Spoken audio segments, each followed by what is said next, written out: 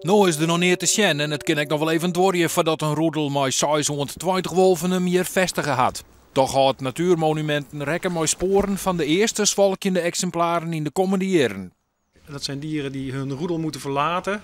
Die zijn 1 tot 2 jaar oud en dan moeten ze op eigen benen gaan staan. Dan gaan ze op zoek naar een eigen plek, naar een eigen partner.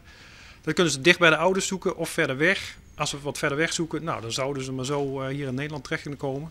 De wolf is een beschermde soort, dus we moeten hem netjes ontvangen. Maar het is wel belangrijk dat mensen weten wat het betekent voor hun.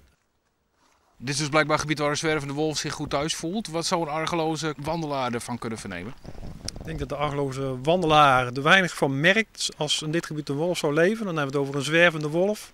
Die zoekt overdag een plekje om rustig te kunnen schuilen. Nou, het is hier mooi dicht. 50 meter verderop loopt een wandelpad.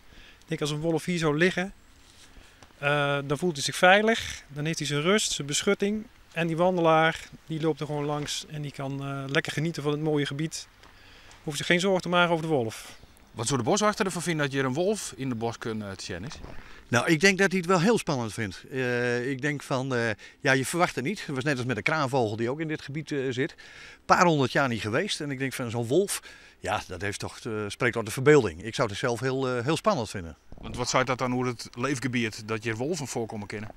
Nou, ik denk een beetje hetzelfde als de kraanvogel, rust en ruimte. En dat heb je hier. Van het hele gebied is niet geschikt, maar je hebt wel die rust, ruimte en grootsheid van het gebied. Veehouders hoeven er net doorheen te zitten.